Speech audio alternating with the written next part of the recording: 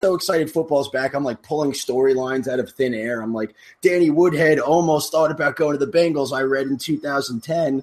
They're just like, he's playing them, and this shit's crazy. I'm just getting very excited. No real value to take from it, but. You're listening to Let's Talk Fantasy Football, where men of fantasy genius have realized, hey guys, we don't need real football skills to dominate on the fantasy field. Yeah. So slap on your pads and grab your helmet. Shit's about to get real. Welcome back, ladies and gentlemen, to another episode of Let's Talk Fantasy Football. I'm your host tonight. My name is Nick Walsh. I'm here with my good friend, my co-host, my confidant, my I don't know. I was going to say lover, but I don't think that's accurate. We'll meet in the middle and go cuddle buddy. Okay, yeah, sure, that one. I'm here with Rogers. I'm here with Matt Rogers. What's going on, dude? What is up, Walsh? We are coming off the best week and a half of the fantasy football season. Everyone's probably done their drafts and everything. It's a crazy week. I know it was for you as well. I'm ready for some football, dude. Oh yeah, for sure, man. You're saying everyone's probably done their drafts. I mean, hopefully by the time you guys are hearing this, it's going to be Thursday morning. The first game is going to be Thursday night. So I mean, you got to cram it in real quick if you hadn't. Yeah. But yeah, football's right here, man. We got Patriots. We got Chiefs coming up. I'm very excited. I'm gonna go into work early to make sure I leave early to make sure I can watch the entire game. Rather than risking public transportation getting delayed, because we all know how that can go. But yes, but I'm yeah, gonna start drinking at 8 a.m. That sounds like the right call. Maybe I should be doing that. Maybe I should bring a flask to work and just be pounding whiskey all day. It's the only way. It's the only way to celebrate. Yeah, if any of my bosses are listening to this, I'm not doing that. I'm winking at Rogers through the camera. But no, I'm probably not gonna do that. What I should do before we get into the meat and potatoes of this podcast is I should give a shout out here to BenchBoss. That's right, that's BenchBoss. You know them as View Pick, but they've got a brand new name. That doesn't mean anything's any different, though. They're still the revolutionary app that allows you to play fantasy football live while watching the game on TV. Predict the plays, the results of the play, and literally play fantasy football. And you can sign up for the beta now by going to letstalkfantasyfootball.com/benchboss. I believe it is benchboss.tv is their new URL. Definitely check that out. Same site we've been, if you're a listener, a consistent listener, same site that we've been recommending to you guys for a while, just brand new name. So guys, we have some stuff to get into. We're going to give you a little bit of news. We're going to talk a little bit about our drafts, some guys that we got a lot of, some guys we wish we had. And then, we're going to go through each and every game. We're going to break it down a little bit, let you know the matchups that you need to be taking advantage of this week. That sound good to you, Rogers? I'm down. Oh shit! We also have some reader questions, so we're gonna throw those in at the end too. I almost forgot about those, but I didn't. I remember the most important part: helping out the people. Exactly. We are a podcast of the people. I think we are people, and I think that's half of the requirements. Right. I feel like to be of the people, you need to be people, and then you also to be a podcast of the people, you also need to be a podcast. So we got both halves there. I'm convinced. Yeah, no, definitely true. So Rogers, let's get into it. We got a little bit of news. The two real big hitters here are one, the Ezekiel Elliott suspension was upheld. So he went through the appeals process. The suspension was upheld, but he's still playing week 1. I've read into this, and I don't honestly remember what the details of or why he's playing week 1, and they're not just starting the suspension week 1. Do you remember or understand this? I know the details you really need to know and vaguely know the ones you're referring to. So pretty much what happened was they had a deadline internally that they needed to meet to make this decision in order to give the Cowboys enough notice for week 1 that Zeke wasn't going to play. And they passed that deadline. Because maybe the Cowboys are on Sunday Night Football against the Giants. That's take what you will from that. But So the suspension will still be upheld for the full 6 games after he plays in week 1, unless the last-ditch effort for Zeke to not miss any games, which is still a possibility as slim as it is he is filing a restraining order, something more specific than that. It's called a TRO, restraining order against the NFL. And I'm not sure the specifics there, but if he's granted that restraining order, then the suspension would be deferred to next year, or there would be some sort of decision in the offseason, and he'd be eligible to play all of this year. Right? Is that what you got from that? Yeah, that sounds about right. So I think the major takeaways, and you went into a good amount of detail, and that's good because I didn't know all of that. Okay. But the major takeaway here, if you're just trying to prep your week 1 roster, is that if you drafted Zeke, you should have him in there because he's going to play. And then the other piece of news that we have here is that the Bucs-Dolphins game is canceled. It's going to be moved to week 11, so neither of those teams is going to have one of the regular bye weeks. Basically, we have Hurricane Irma coming in, Category 5 hurricane, and thoughts to everyone in the path of that. Stay safe, certainly. But the game's canceled this week, so that means don't play any of your Bucs or your Dolphins. And with those 2 pieces of news, it really screwed my strategy of drafting McFadden and or Jaquiz if you're waiting on running back because you have them for the first couple of weeks, because now you have neither of them for at least week 1. They're the most surefire, useless running backs other than Jay Ajayi for week 1, and it was the opposite 3 days ago. Yeah, for sure. There's one league where I really waited on running back, and I was banking on starting both of them week 1. So now I'm gonna have to really really mess around and possibly make some real ugly week 1 starts. But yeah, also there's some people out there which a common draft script could have gone Mike Evans, Jay Ajayi, like straight up. Oh, totally. That's a very possible outcome for a lot of people. Yeah, no, it's just week 1. All right, go figure something else out, jerks. Yeah. But in all seriousness, the safety of the area is definitely the most important thing. As much as it sucks, it's convenient that both teams have the same bye week.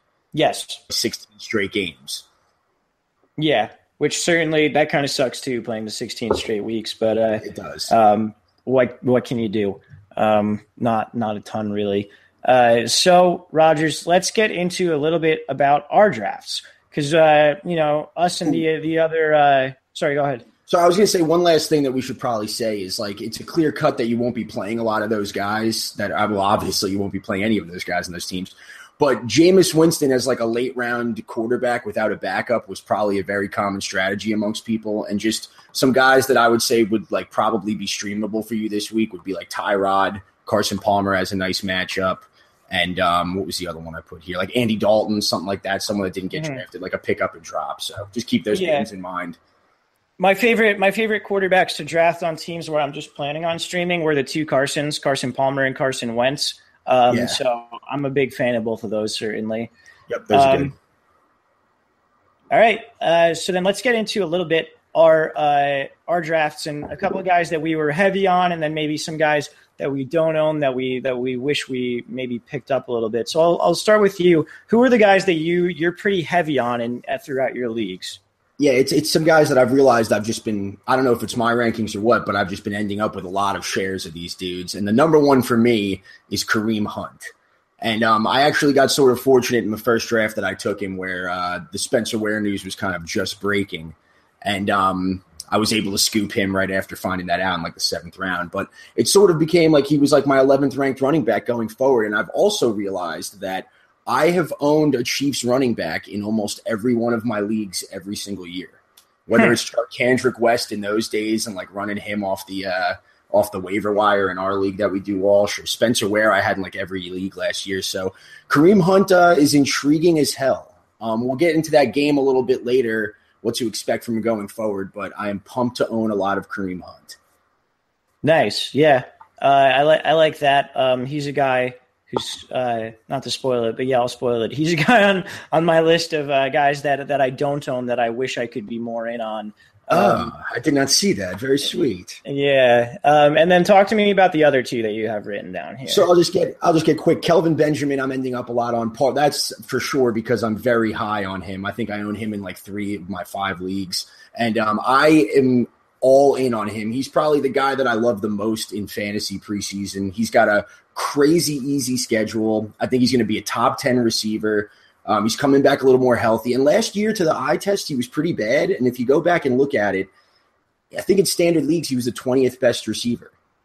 So, I mean, I think he can only go up from last year. The Panthers' schedule is cake, especially for wide receivers.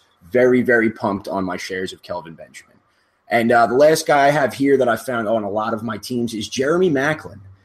And that is one, Walsh, that I'm not particularly excited about. I'm finding out that he's like been my wide receiver 3 in situations where I've taken players like Gronk or like a quarterback early. And I don't know how I feel about it. I really have never liked Jeremy Maclin on any fantasy team of any year. I've never really owned him, and I find him on 3 of my teams. Not that that was right, but I've just always shied away from him. Yeah. Yeah. Your thoughts on those dudes, or? I mean, I'm not as high on Kelvin as you, but I'm definitely higher than the crowd. I've ended up with a little bit of him. The top 10 receiver call is, it's bold, but it's not out of the realm of possibility, certainly. All we need is a little regression back to, the mean sort of for him and Cam. The Maclin one I think is interesting, and it kind of makes sense to me because he feels like he's going lower than he should. In most drafts to me is just a guy who's clearly, the number one option on that Baltimore offense in the pass game. I don't, Mike Wallace has had stretches of, superior play or whatever when literally no one else has been there, but Macklin's the guy there. So I don't think that's the worst thing in the world, certainly, to be ending up with him as like your 3rd or 4th wide receiver in a lot of leagues. Yeah, I've actually looked over the last few days. His ADP has fallen too. And I would hope that it would have nothing to do with Mike Wallace and more just your lack of confidence in the Ravens or Flacco's health. But right. I agree with you. Maybe I shouldn't be that pissed. Yeah. Yeah. I mean, it certainly is what it is, and we'll see how it plays out. In terms of my guys, I've ended up with AJ Green a lot just because he's been – I've been drafting him anywhere from like 6th overall to finding him like 10th overall in drafts, maybe even a little bit later. And I just seem to be a bit higher relative to other players on him than other people. I think you're getting him at a huge discount. He was arguably the best receiver in the league last year until he got hurt. I've been ending up with a lot of Alshon Jeffrey in the 3rd round, and he's a guy that I didn't expect maybe to end up with, but I've been coming around a lot on just how much the Eagles are going to pass this year.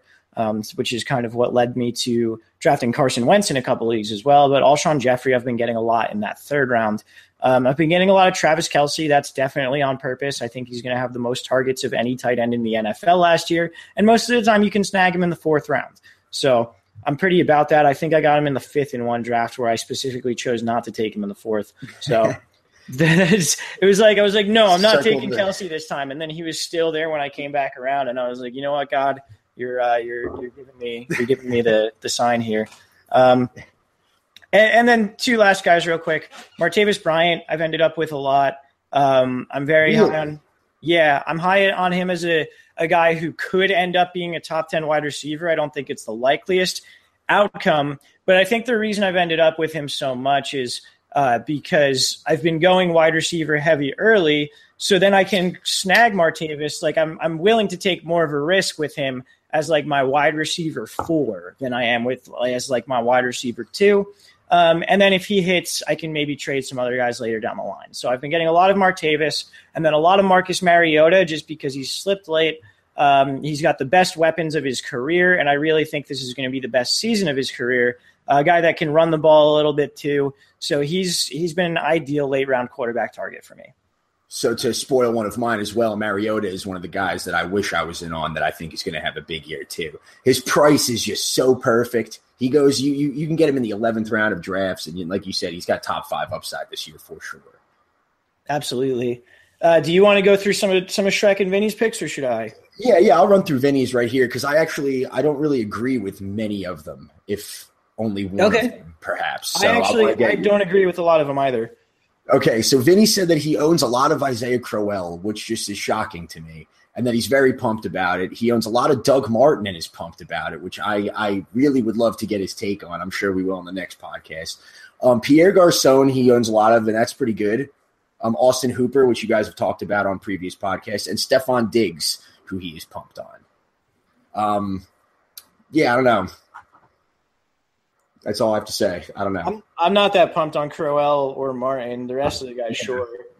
Yeah, and then some other guys that Vinny wishes that he had that he's got no real shares in, or Eric Ebron, which Nick Schreck, our fellow podcast guy, just stole him right before Vinny wanted to in the last draft of the preseason for us. So that was really funny. Vinny didn't get to own Ebron. He was like texting me too, and he was like, "I'm gonna take Ebron. It's gonna finally happen." And then Schreck just stole him.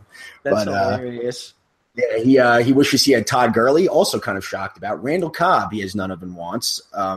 We know he loves Dez, and Russell Wilson is a guy he wishes he could get on too, which I agree with. I don't know any Russell Wilson. He could have a big year. Yeah. I'm the same way. Russell Wilson was always in each draft. He was a guy that I wanted to slip a couple rounds further. In our main draft, he actually went the pick before I was going to take him, and I just ended up with none of him. So we'll see how that goes. And then Shrek's guys were Keenan Allen, Bilal Powell, and Kenny Golladay. Shrek says of Keenan Allen that he's his wide receiver 2 in all places. He's not worried about the health, and he expects a big bounce back, pulling in a ton of targets for Phillip Rivers. So he just expects big things from Keenan Allen, has him all over the place. Bilal Powell, he says he thinks he's going to catch a ton of balls on the shitty Jets team. So that's a lot of upside for a lot of volume. And then Kenny Golladay, I believe it was you and me spoke about him. He's been a red zone monster in the preseason. He's on a team that, Stafford has historically passed a lot, though he didn't towards the end of the year last year. And a team that's really missing a big red zone threat with Anquan Bolden leaving. So Kenny Golladay, a nice late round flyer, and Shrek took a lot of them as well. Yep. So then Don's guys. Did you have Don's text? Yeah. On you? Sorry. Yeah. Sorry. I just didn't want to type it out. It's as I like to do when Don sends me stuff like this. I like to read it for the first time aloud. And so usually he says, "I own a lot of Jay Ajayi and Melvin Gordon." That's a big shocker. Every draft that I see him do, he takes those dudes. And Devontae Parker. I'm very pumped on it. Extremely pumped on Parker because I think he's going to be a stud this year. Even though his ADP has risen lately, I still think that I'm getting him at good value in drafts. Says, I really wish I owned Jordy Nelson because I think Aaron Rodgers is going to have the best year he's had since 2014. And with Jordy another year removed from his injury, they're going to light it up. I like that, Don. He says that he wishes he owned more Keenan Allen, sort of for the same reasons that Shrek loves him. He's not that concerned about the injury. He also wishes that he had Carlos Hyde, who he thinks is going to have a great bounce-back year and is a great running back value for where he's going in drafts if you go wide receiver heavy to start. Okay, fair enough. Cool. I guess that works. And then for myself, you, and Shrek, we haven't really gone through the players that we don't own but wish we could own more of. So talk to me about your ones here. You already talked a little bit about Mariota, but tell me about the other 3. Yeah, these are guys that I'm fine that I didn't draft because of where they were going and my reasons are right, but I feel like I'm making the wrong decision possibly. So the first one is going to be Brandon Cooks. I just shied away from it, especially after the Edelman injury when he just started to rise up to 10th, 11th overall in some drafts. And I just feel like it could totally pay off for somebody, and I just did not have the balls to do it. Sort of the same argument I would say for Marshawn Lynch, who was my second guy. I was not willing to buy him at his value, but I think it could totally be justified. And we might learn that in week 3. And I'm just going to be like, shit, I'm not in on that train. I alluded to Marcus Mariota, and then I sort of hinted that Pierre Garçon was my last guy that I wish I owned, just because I was foolishly passing on him at good value spots for him. And it's just not a sexy pick. And I feel like for that reason, I talked myself out of the logic behind it in a lot of drafts. And I'm kind of disappointed in myself. That's very fair. I kind of did the same thing with Garçon, and he was a guy that I actively meant to target and really didn't end up with a lot. My guys that I had there were, Kareem Hunt, as I said before, and then Michael Crabtree.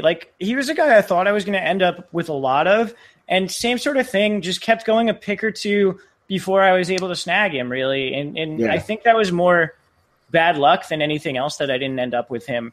Eric Ebron was also a guy that I was targeting a lot in the end of drafts. And pretty much because I ended up with getting Travis Kelce, like pretty much everywhere, I think the one draft I went, or maybe one or two drafts that I went late on tight end, I ended up with Austin Hooper.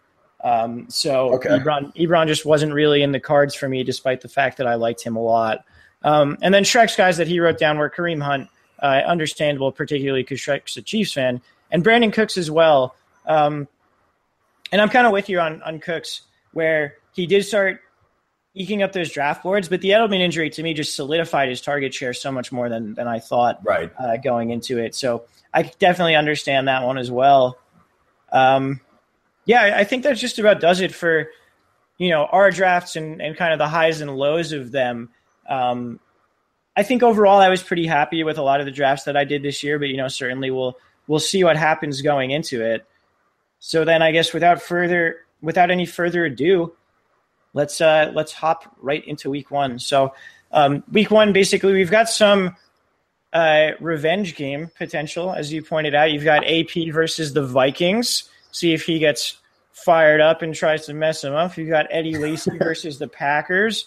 Somehow I don't think Eddie Lacy is going to get the best of the Packers, but I could be wrong there. I don't know. What are your thoughts on those? I don't really know. It's just an interesting dynamic to keep track of. Also, I really like the old lazy cheerleading coach potential of that line. Get fired up and mess them up. You just delivered there. I just felt that vibe. It's just interesting. I'm just so excited football's back. I'm like pulling storylines out of thin air. I'm like, Danny Woodhead almost thought about going to the Bengals. I read in 2010. Just like he's playing them, and this shit's crazy. I'm just getting very excited. No real value to take from it, but fair enough. That's we appreciate the excitement nonetheless. Yeah. All right, so let's get into the Thursday night game. That is Patriots at Chiefs, or is it Chiefs at Patriots? Fuck. I think I might have messed that up. I don't know. It's Chiefs at Patriots. Chiefs at Patriots. That's my Chiefs fault. At Patriots. So basically what we've got here, New England is an 8-point favorite. The over-under there is 50, so that's pretty high. Vegas is expecting a lot of offense from the Patriots. But before we get into the Patriots, one of the most salient questions here, pretty much the only question on the Chiefs, I think, is what do you expect from Kareem Hunt? So, Rogers, in a game where they're an 8-point underdog, what do you expect from Kareem Hunt? So I've been obsessing over this for the past few days. Obviously, I just said that I own a lot of Kareem Hunt shares in a lot of those situations. He's sort of my running back 2 or a flex where I'm weak at receiver situation. And the word out of their camp, if you will, I guess, has been that they plan to run all 3 backs. They re-signed C.J. Spiller, who they had cut previously. And that was right after the Spencer Ware injury. They signed him back. And I'm a little nervous that I hear that. I wouldn't be surprised if Charkandrick West gets the actual start, but I think when all is said and done, Kareem Hunt, they're going to want to see what he's got. They'll probably want to ease him into the game because he's a rookie and it's prime time against the national champions. But I think when all is said and done, Kareem Hunt will get a workload that gives you enough opportunity to have a serviceable running back 2 week. Because to correct me if I'm wrong, but I believe even when Spencer Ware came into the fold and Jamal Charles was getting hurt, Charkandrick West was still there, and it sort of seemed that Andy Reid, who loves to rely on one running back or just run the ball a lot in general, never really wanted to commit to Charkandrick West as that, that bell cow sort of back. And I think that Kareem Hunt is something that will eventually unfold, and I'm thinking that you get 15 touches from him this week, I would like to say. Would you think that's crazy? Oh, I think you'd get at least 15 touches from him. Yeah, I'd expect that certainly. It'll be interesting to see, if this game does end up playing out, as Vegas expects, where the Chiefs go down, who becomes that guy in the fourth quarter where maybe they're running a hurry up offense, and is that Hunt in there? Is it West? Is it C.J. Spiller even? And I think that's probably one of the biggest takeaways for Hunt going into the rest of the season. But yeah, I think Kareem Hunt's an easy start as a running back 2 this week. Yeah. Other options on the Chiefs. I mean, obviously you're starting Kelsey. You know, if you played him, do you have strong opinions on Tyreek Hill?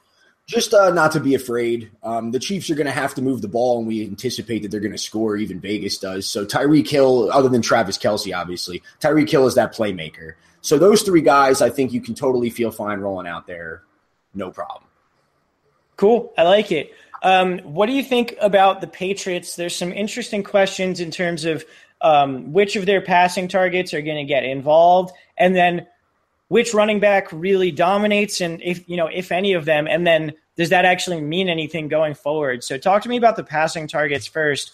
Who do you think is the guy outside of Cooks and Gronk who really gets involved in this offense? So the common knowledge seems to assume that it would be Chris Hogan, and that probably will be the case. And what solidifies that for me is the Patriots just traded away Jacoby Brissett to the Colts over the weekend for Philip Dorsett. Now, I think Philip Dorsett is going to be more of a special teamer. It's not really something that should be on your radar as far as owning or what his impact is. But I wonder if that's because they lack confidence in Danny Amendola's ability to return punts and kicks and also run routes. I'm wondering if they're questioning his durability. I don't know. I might be reading too much into that. But that'll either be that Philip Dorsett they want to bring into the fold as like a speedster guy. But I doubt – I still think it's going to be Chris Hogan, and I think this game will be indicative, at least snap-wise, not necessarily target-wise, because I can see Amendola having like 6 catches, but Chris Hogan seeing more of the field.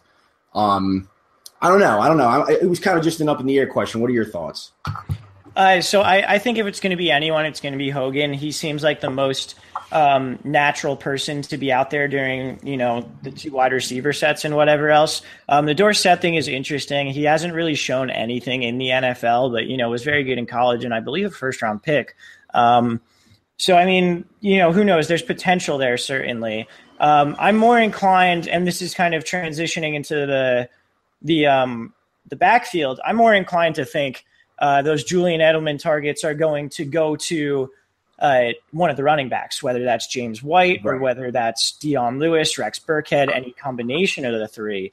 I think those short targets, those Julian Edelman targets, mostly get absorbed there with a little bit still being passed out to the wide receivers. So I'm much more interested to see who gets those running back snaps, who gets the targets, because during the preseason game to game, there was no pattern whatsoever. No.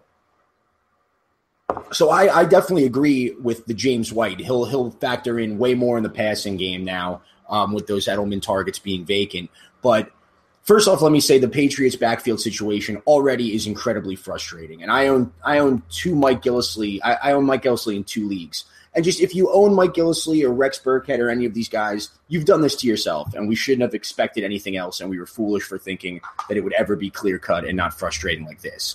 But going in, the question that I put here, and I wanted to pose to you as well, Walsh, is that what I've been hearing is that Bill Belichick might like Burkhead more, but Gillislee was the guy they really went out and got and signed, and you would assume would be the goal line back. Or, everyone's talking about those LeGarrette Blount 18 touchdowns that are up in the air, which isn't really quite concrete as far as, quantifying these guys' value or potential value. But I think even if this game happens and I see Mike Gillislee get 15 carries and Rex Burkhead get 3, I still don't think I'm going to be confident that it's not going to be completely reversed the next week. Oh yeah, I'm completely with you there. I don't know what to think, and I don't know. I don't think week 1 necessarily means a thing, because we've seen this in the past where, think of like the Jonas Gray year where he had like a 200-yard, 4-touchdown game and then didn't see the field the rest of the year, basically. So it's difficult to say. I was hoping for some sort of clarity coming into the season. I don't think we've gotten any. So, I mean, if Gillislee comes out, gets all the goal line work, scores 2 touchdowns week 1, are you going to play in week 2? Like, probably. Is it going to work out for you? Maybe. Yeah, you'll feel the exact same way you did going into week 1. Yeah, exactly. You'll be maybe slightly more confident, but not much. Luckily, I think Gillislee's draft position generally slipped a little bit going into the season. So you likely don't need to play in week 1. And the rest of the guys, I don't think you'd be in the position to really play week 1 either. So that's likely a good thing. Do you have anything else on the Patriots? Not really, no. All right. Who are you picking to win this game? Patriots. I'm going to take the Patriots as well. I'm trying to decide because I need to have some sort of juice on this game tomorrow. I'm trying to decide like what angle I want to bet on here. But Okay. That's for a later time, I guess. Let's move on to the Sunday games. We'll start with probably the shittiest game for fantasy out of the entire slate. That's the Jets and the Bills. Buffalo's a 6.5-point favorite. The over-under there is 42. That's not very high, understandably so.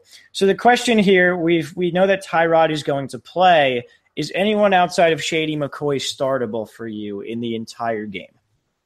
Maybe Tyrod, when we were talking about that Jameis situation in the back, or in the beginning, that would be possibly excusable because the Jets are going to be absolutely terrible. Hopefully there's better options. The deepest of leagues would be where you would start to consider like Zay Jones and Jordan Matthews or like Charles Clay or something. Or, those guys, someone's going to catch touchdowns, but don't play any of those dudes. What am I saying? Yeah, don't play them week one. Try and see how this offense is going to work a little bit first. With the Jets wide receivers too, there was talk.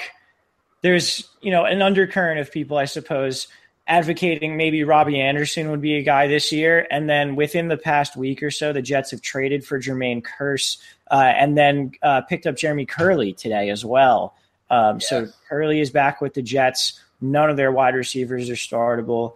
What about Shrek's boy, Bilal Powell? Or do you have any interest in him in this game? Oh, I really like Bilal Powell. I should have put him down. This is going to be not a shootout of scoring necessarily, but a shootout of bullshit yardage, I think, at the end especially. So I think Bilal Powell will see the field a lot. Also, the Bills' defense is a popular streaming play, and I don't know how much I necessarily love it. It makes sense, but the Bills' defense could be just as bad as the Jets' offense. Yeah, the Bills got rid of their best cornerback. They're going to have one of the worst secondaries in football. Yeah, absolutely. So, we'll see what happens there. I'm fine with playing him. I rely heavily on, the lines when looking at streaming defenses. I generally feel like the bigger the line, then you at least have a decent chance of the defense working out. So I'd be okay with playing the Bills, but I don't think it's necessary. I'd rather be playing Pittsburgh's defense, that's for sure. Oh yeah, or the Rams. Go out and get the Rams. They're a great defense player, I think, this week. I'm playing Atlanta over the Bills defense in a couple leagues too. So there are other options that I think you and I like a lot more. Do you have anything else on this game? Obviously, we talked briefly about McCoy and how he's probably just going to murder everything. The only other thing that I would say is with the Bills trading away Jonathan Williams to the Denver Broncos, which muddies that situation further. Mike Tolbert is now the backup running back for the Bills. Just something to keep in mind. That is very true. He is the backup running back. I don't get why he why would the be Bills did that. Yeah, me neither. But I'm just saying potential like McCoy handcuffs since we've seen him have some success in the league before. That's fair. Yeah, that's fair. All right, who you got for this one? I'll take the Bills. Just for fun, I'm going to take the Jets. All right, so we do have the rest of the games coming up. Before we do that, though, we are going to get a quick word from our friends at BenchBoss. This year, dominate your friends with free play-by-play fantasy football from ViewPick. ViewPick is the first play-to-play fantasy football game where you crush your friends from the comfort of your own couch. For the first time in fantasy football, you must think like the players and coaches on the field as you predict the outcome of every play. Visit viewpick.com. VUPIQ.com and sign up now for an invitation to beta test. All right, guys, we're back. That was our friends at BenchBoss. Again, that's formerly ViewPick. Make sure you go and check them out. Let's move on to Atlanta, Chicago. Atlanta's a 6-point favorite here. Over-under is 51. So, again, a pretty high-scoring game. Atlanta with almost a touchdown favorite. Talk to me about the Bears first, because I feel like Atlanta's pretty straightforward here, whereas the Bears, there's a little bit of intrigue. So talk to me about your opinions on the Bears with respect to their wide receivers now that Cam Meredith is out, and then also I guess the Jordan Howard, Tariq Cohen type situation. Yeah, so I'll actually start with the backfield, and I'll say that every Jordan Howard fan, I mean, you watch all your fantasy guys anyway, but should really want to watch this game closely, because hopefully within the first half, all of your fears about drafting him will be either justified, well, hopefully they won't be justified, or completely put to rest, because we're hoping that the big knock on Jordan Howard all preseason is that, the team is going to be bad, and you're like, the team was bad last year because I owned Jordan Howard, and I owned him last year as well. So the team was always bad. Mike Glennon comes in. It's worse than Jay Cutler, which I don't think is necessarily true, but who got hurt last year too. Who played quarterback for them at the end of the year? Matt Barkley some games for a while. So, yeah, Barkley. So I think if anything, Mike Glennon is an upgrade from Matt Barkley, I guess. But just hopefully they feed the shit out of him, and I'm sure Tariq Cohen is going to work his way in. But I'm just hoping to just see Jordan Howard, even if they're getting blown out, just getting fed constantly. To talk about the receivers for a little bit, I don't know if you had anything to say on Jordan Howard. No, I'm cool on that. You pretty much summed it up. Yeah, no real analysis. You shouldn't be starting any of these Bears wide receivers, I don't think, right away at all. But it's just going to be our first good look, at least in a while, of Kevin White. Kendall Wright, who I think is actually, I have a question for you at the end, but I'll spoil one of my picks. I think after week 1, Kendall Wright will be one of the most added players in fantasy. I think you're probably right on the dot with that one, because they're going to need to throw it to someone, and I don't think Kevin White's good. Right. So, I mean, like Deontay Thompson is the guy getting run ahead of him, but like whatever on Deontay Thompson. Kendall Wright's a guy who had some sort of cachet at a point in his career. And he's also back with the offensive coordinator that he saw the most success with in Chicago. So that's, same offensive coordinator who during Kendall Wright's fantasy relevant years was in Tennessee. So I think there's definitely reason to think that Kendall Wright will be one of the top waiver wire pickups after this week. Yeah, this offense, possibly even apart from Jordan Howard, is going to have fantasy value somewhere in it. And just something to definitely keep note of as early as possible. Yeah, absolutely. What about Atlanta? Like I said, I think it's pretty straightforward, but talk me through, I guess one of the questions would be, is Tevin Coleman startable as their second running back week 1? I think he is, depending on your team construction. Like, I feel like a lot of zero running back strategists ended up with Tevin Coleman this year.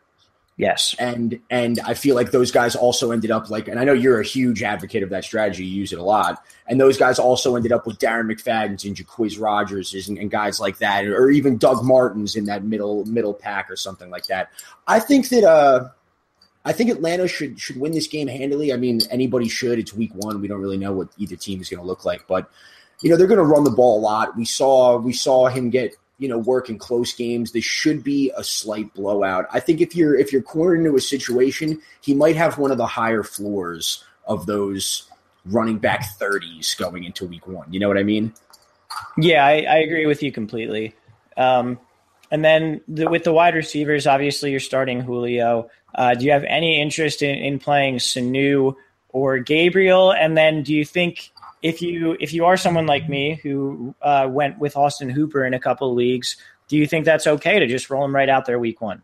Yeah, I think Austin Hooper, I definitely would. The Bears were bad against the tight end last year, and there's just no reason to think that it's going to go otherwise. Austin Hooper, in my opinion, would be their second receiving option other than the backfield, if you want to include them.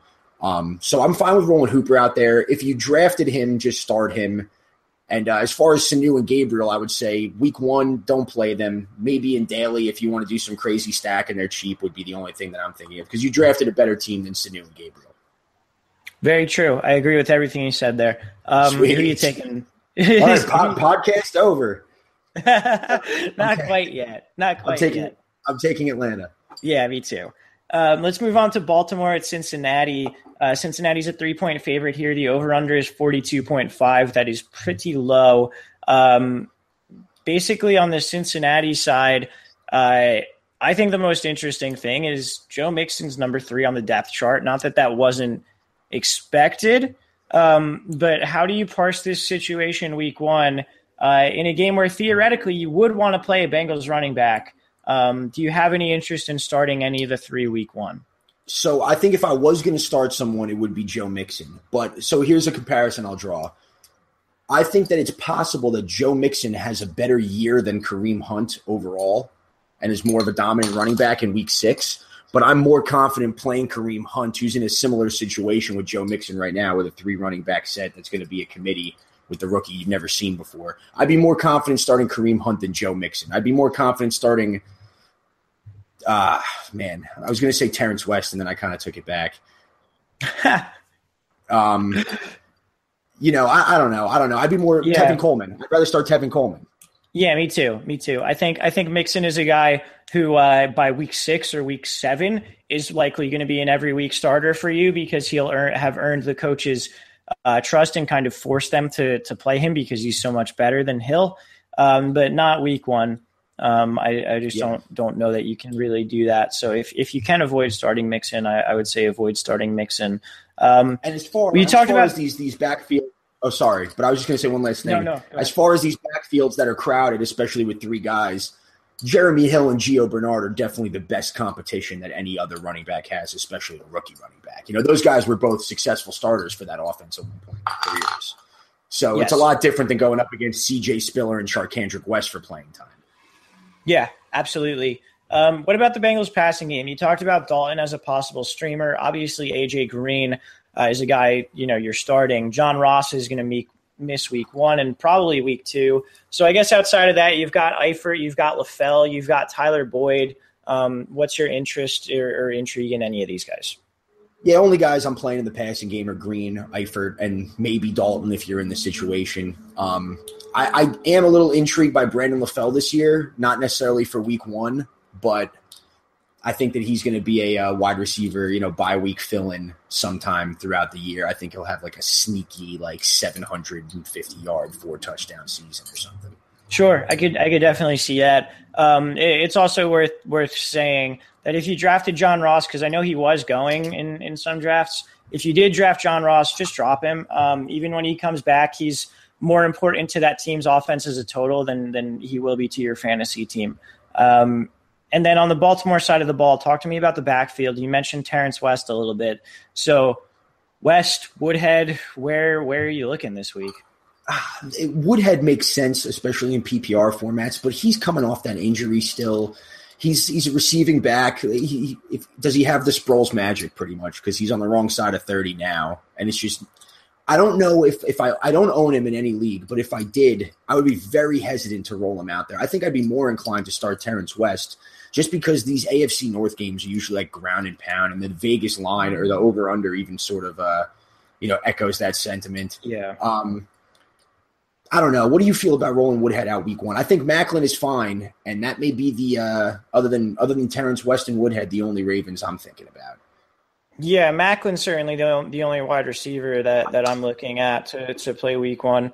With West and Woodhead, I'd rather be starting West this week. With Woodhead coming off that injury, I don't know what's going to happen there. I'd much rather be trying to find any excuse to not play him week 1. So if you have to play him, you have to play him, but hopefully you don't have to. Hopefully you can take a week to see how that offense is going to use him, or how that offense might have a vision of the backfield going forward. It'll be interesting to see too. Buck Allen is still there. Is he going to get involved as a passing down back at all with Woodhead coming off the injury? We really don't know. So I'm doing everything I can to not start him. Yep, I agree. All right, who you got in this game? I'll take Baltimore. I'll take the Bengals there. All right, let's move to the other AFC North matchup, Pittsburgh and Cleveland. Pittsburgh is a 9-point favorite. The over-under is 46.5. I think that's the highest spread of the week. I could be wrong there. Talk to me about the Steelers. Definitely got to go all in on the Steelers would be your first thought. And I believe that's true as far as Martavis Bryant. Antonio Brown and Le'Veon Bell, obviously. But Ben Roethlisberger has been a very hyped up streamer for this week, or at least someone that, was drafted in the 15th round of drafts just to start week one and sort of start that streamer rolling, or the domino fall. But Roethlisberger's home road splits have actually been trending very downward over the last few years. Mm-hmm. And last year, Ben only averaged 13.8 points against Cleveland. I think, what was the one stat I had? I believe he has only thrown for more than 2 touchdowns against the Browns in 2 of their last 12 meetings. I did not know that. Which is kind of interesting. I want to double check that stat and make sure that's correct while I ask you your thoughts on it. But it would make Roethlisberger sense. is not as Sorry, go on. No, go ahead. That's all I had. I was done. I was just sort of agreeing with you. Yeah, no, that stat is correct. Roethlisberger, they just run the ball against him. Roethlisberger doesn't really throw a lot, pretty much. That's pretty much what it boils down to. He just doesn't sling the ball that much. Yeah, I mean, Le'Veon Bell's the best play of the week, and that should be echoed in all of your daily lineups as well. But yeah, I'm with you. I mean, Roethlisberger, I think, is an okay start. I don't think he's the best start. I don't think there's particularly a reason to start him, but I would be playing Brown. I would be playing Bryant, and obviously I'd be playing Bell as well. Another revenge game, by the way. Joe Hayden, my dude, Joe Hayden. That is true. He's signed with the Steelers now. Yeah, that's crazy. He's also been pretty bad the past 2 years. Yeah, I know. I always just dubbed him the next Revis, and then it was just so wrong. Yeah, I mean, he was great for a couple of years there, but what can you do? You put in our notes here, are you playing any Brown other than Crowell? So I'll ask you, are you playing any Brown other than Crowell? I'm going to say no, but I would word it this way in saying what we just said about the Bears offense and how it's a wait and see and we think there's fantasy potential there. I consider this the same situation on steroids. I'm not willing to buy in week one, and Kenny Britt and Corey Coleman have huge upside. Duke Johnson, even DeShone Kizer is extremely intriguing, and I think that those guys could be very fantasy viable. I'm not starting it in this game this week, though I could be wrong as far as garbage time for the wide receivers. But where will it go? I want to wait and see. I didn't do it, and I really wanted to, and I couldn't. I just didn't have the balls to. I bitched out. In at least one league, I wanted to not take a quarterback until the very last round, in which I drafted DeShone Kizer. Wow. And I didn't do it, and I'm like, because I think he's going to, even if the team is bad and he's not necessarily a great passer, this is a guy who had 18 rushing touchdowns in college. This is a guy who can run the ball out of the pocket. So that's huge in fantasy. I think Kaiser's a very interesting guy. Like you said, I don't think I'd be doing it this week. I will be doing it in daily, in tournaments, not in cash games, certainly. But in tournaments, you better bet your bottom dollar that I will be stacking DeShone Kizer and Corey Coleman this week. Oh, this week, yeah? Oh, yeah, man, right off the bat. Because, cool. I don't think it'll be terribly highly owned. So yeah, that's going to be a move for me, definitely. But I think you're – Sorry, go on. Finish your thought. I apologize. No, go ahead. I was going to say a quick side note was you would be very proud. My mom had her first ever fantasy draft this past weekend. And it was one of those leagues that were all over the place. Like a defense won the 4th round. Some teams took 3 tight ends. And I helped her in the beginning, like the first few rounds. She would ask me about some guys. And then when she sent me the board at the end, she took Mariota in the 10th, and then with her very last pick after kicker defense, took DeShone Kizer. And I was like, wow. I was like, yo, Walsh will love that. That's like something I could see Walsh really doing. A woman after my own heart, dude. That's honestly a strategy that like I was very much about going into drafts. So that is really awesome. Yeah, I don't think she had any sort of logic behind it, but I was very proud. Oh, yeah. I don't know if the process was there, but the result's great. But yeah. All right. I think that'll pretty much do it for the Pittsburgh-Cleveland game. I'm taking the Steelers here. Yeah, I'm going to take the Steelers too. Also because not fantasy related, but this happened today. Myles Garrett actually rolled his ankle pretty bad and he's questionable for week 1, which just it sucks. Yeah, that's just shitty. Yeah, for sure. Well, best of luck in your recovery, Myles. Hopefully you're back soon. Let's move on to Arizona, Detroit. Arizona is a 2-point favorite. The over-under there is 48. I like playing players in games like this because the Vegas spread indicates it's going to be relatively high scoring and close. And what that means is teams will be still trying to get the balls to their best players throughout the fourth quarter and in important moments. Let's start on Detroit's side. The running back situation is very interesting with Amir Abdullah, Theo Riddick, and then, I don't know, maybe Zach Zenner getting some goal line carries. We'll see. How do you think that backfield splits up this week? So I'm very intrigued to see. I'm not really sure. One thing I am relatively sure of is that I think Theo Riddick is going to get 8 or 9 targets minimum, probably like 10 total touches at least. I'm really interested to see what Amir Abdullah's role is because they've been talking a lot of smack in the offseason about how he's back and he's healthy and we think that he's a feature back and all this shit. And, we know the Lions love to throw, and they just signed Stafford huge too. So I'm very, very interested to see what Amir Abdullah's role is. Theo Riddick's role is carved out. It'll always be there as long as he's healthy. We know that, right? You agree with that, I assume? Yes. Very, very just interested to see where Abdullah goes because I own none of him because I'm terrified and I don't trust it. And I'm interested to see if I'm wrong. I have a decent amount of him, and I'm pretty high on him. I think he goes from being a running back that you're not sure if you can start him every week to an every week startable running back. If 1, he can get 3 to 4 targets a game, and then 2, if he gets at least half of the goal line carries. So that's really what I'm looking for here. I think even if he doesn't get those things, he's a guy who can break off a big play at any point. I'm going to start him in the 2 leagues that I drafted him in this week. Okay. I was going to ask you him or Joe Mixon, and I think that answers it right there. Yeah, it's Abdullah for me. Cool.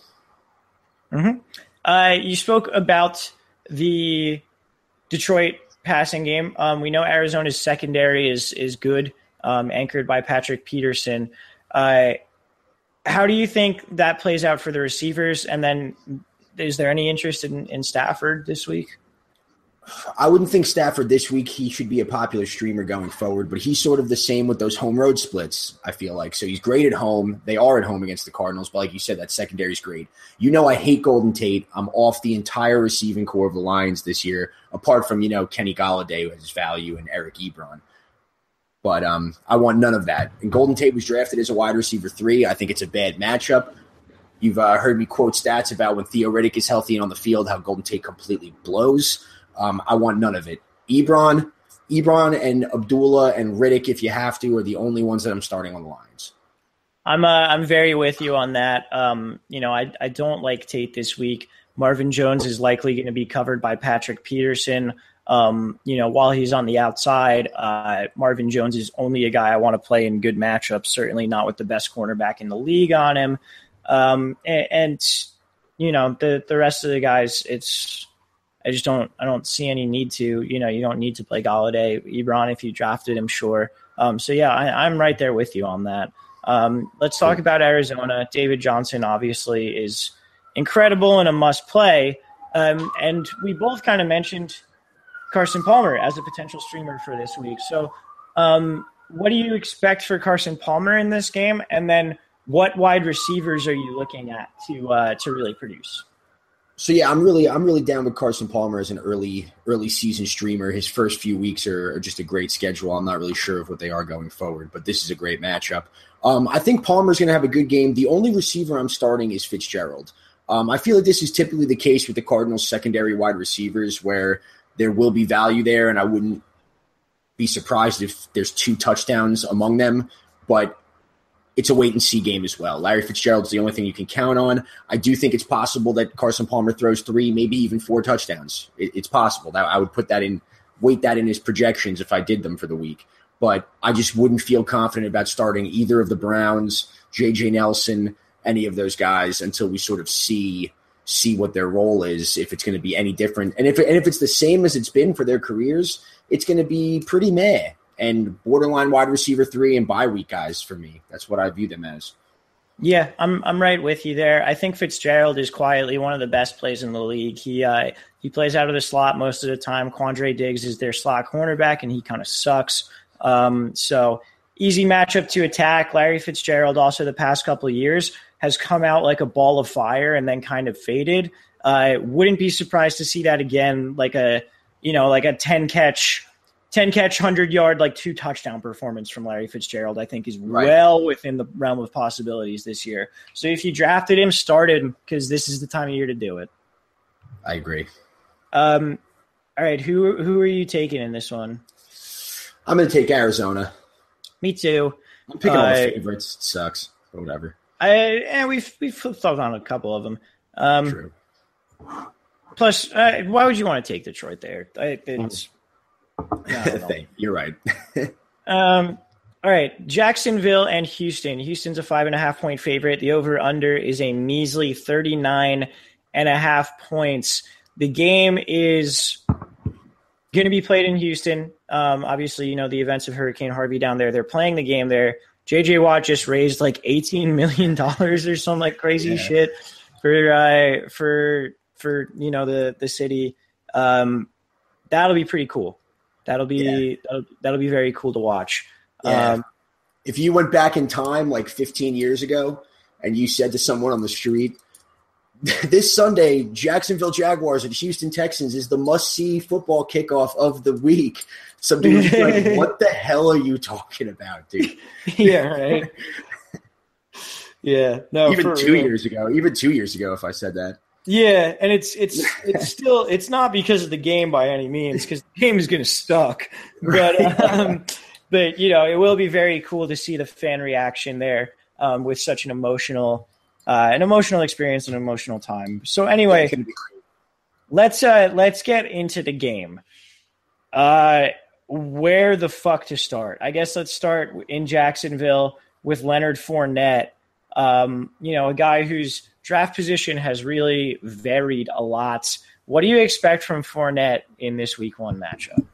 So essentially what the Jaguars are trying to do this season that they've said is they want to ground and pound. They picture that they want to win games 14-10. What I want to say real quick, this is stupid to cut in on Fournette, but Jaguars defense, I think, is a better play than the Bills defense against the Jets. The Jacksonville defense is going to be a streamable defense this year. They added Calais Campbell, Barry Church, and A.J. Bowie, as you pronounce it? Bowie? I don't know. But they've been stacking up that D. We know that it was coming around a little bit last year. Jacksonville Jaguars defense will finally be a thing. But anyway, they want to ground and pound the ball. They think their defense is up to the task of shutting down at least divisional opponents to 2 or 3 scores from what I've read. And, if that's their plan, then they anticipate giving Leonard Fournette the ball like 20-plus times and making him one of those old workhorses. I think this game will be a perfect example to dish that strategy out, and we're going to know relatively early on what this offense is going to look like, I think. Yeah, no, I agree with you there. Fournette, it seems like Marrone is willing to make him a running back where, like, even when they're down in, like, the 4th, he's going to be, like, feeding him the ball for 3-yard dives and stuff. But, it is what it is. It'll be an interesting game to kind of see Fournette's prognosis, I don't know how he's going to fucking do the rest of the year, So with that being said, do you have any interest in starting Allen Robinson if you drafted him? No, not particularly. I was really off Allen Robinson in the preseason. That Houston defense is obviously borderline elite.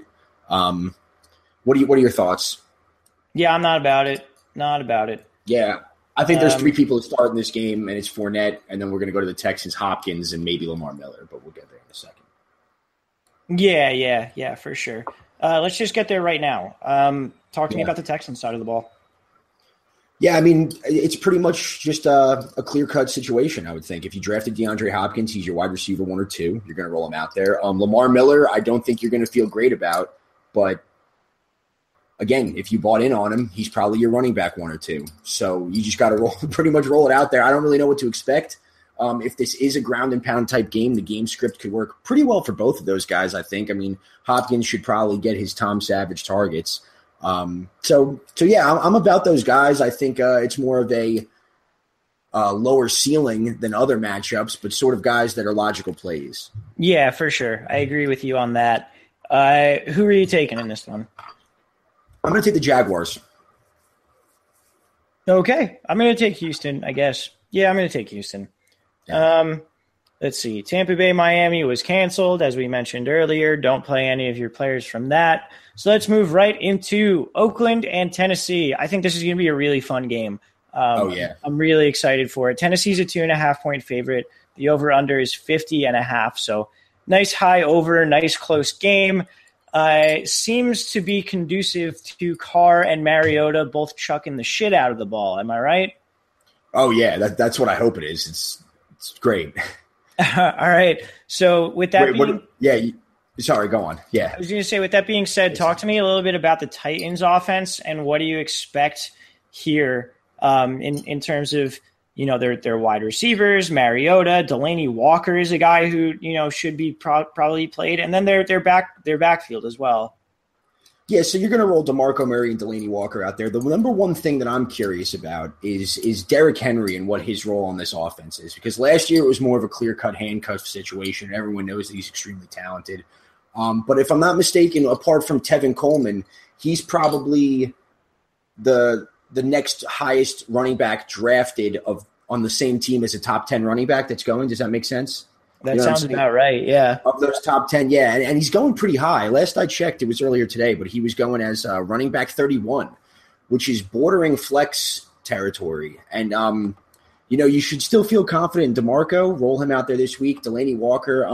I don't necessarily hate if you're strong-armed into a Rashard Matthews situation with Mike Evans or like Jarvis Landry, Devontae Parker not playing. If you're kind of stuck and have to play him, he could be one of the better matchups, at least out of this pool of wide receiver fours you may have. But other than that, that's and Mariota, obviously, he's a quarterback one pretty much every week. I would assume borderline matchup proof. So I'm pretty pumped on this game. I think it's going to be chock full of O. Yeah, lots and lots of O. Let's see here. So the Corey Davis situation, it says I guess he's going to be on a snap count. Okay, but that'll be an interesting one to keep an eye on going forward as well. On the Raiders side of the ball, what do you expect out of big offseason acquisition Marshawn Lynch? See, I have no idea. I really don't. I was going to defer to you for this because that was part of why he is the biggest draft enigma to me going into this year, I would say, of anybody. And that was why I was saying he was one of the guys that I own zero share of and wish that I did, because I just realized I didn't have the balls to buy in on him. And he could go beast mode. He could be an injury risk every week. He could be one of the most frustrating guys in fantasy. I have no fucking idea. That's fair. So the way I'm looking at Marshawn this year is I think the Raiders are going to score 3 to 4 touchdowns in this game. I think if the Raiders score 4 touchdowns, it is extremely unlikely that none of those go to Marshawn Lynch. So I'm trying to play Marshawn Lynch this week. I don't think that could have been reasoned better or more succinct. Fair enough. Marshawn, I'm going to trade for him now. He's not going to be a heavy volume guy. I don't think. Like, you're not going to see many games where he goes over 25 or even 20 touches. Just because why would they? Do that to a guy who is a little bit older and coming back off retirement. And two, their other running backs are pretty good. But in a game where the Raiders score 4 touchdowns, it's very unlikely that Marshawn doesn't score a touchdown. So I'm very about that this week. Hells yeah. Passing game, I think, with the Raiders is extremely easy in that you're playing Cooper and Crabtree. So, yeah. But I want to ask you, I have Jared Cook. That was like the 13th overall tight end drafted. I was going to wait to ask this question, but you know what? I won't bring it up. But is Jared Cook startable? Not for me. Okay. What about if it was like a 14-team league? Yeah, probably. Okay, because that's 20 tight ends, so I guess that's not really helping my cause. But we'll get to my burning question later on in the game. Okay. Yeah, that works. Let's pick this one. Who you got? Ooh, man. If I wasn't with you, I'd really want to take the Titans. You know, I'm going to take the Titans. You suck. Yeah, I'm awesome. I'm going to take the Raiders. I'm not wildly confident about it, though. I think this will be a really fun game. Probably, I'm biased, but I think this is probably going to be the most fun game to watch this week, just because of the two young quarterbacks really going at it.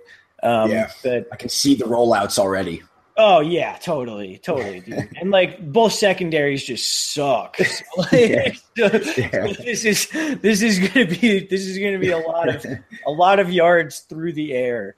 All right, so before we let you guys go, we just want to say, thank you for listening. Make sure you're following us on Twitter, Instagram. Subscribe to us, and if you think we're doing a good job, give us a review on iTunes or wherever you listen to your podcasts, I guess. Make sure you check out, as Rogers so smoothly put in before, make sure you check out the Let's Talk Fantasy Football app, available on iOS and Android, and it is compatible with your Amazon Echo or Echo Dot.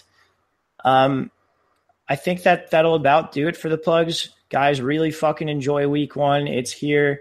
For Rogers, I am Walsh. Later, podcast. This has been Let's Talk Fantasy Football. Thanks for listening.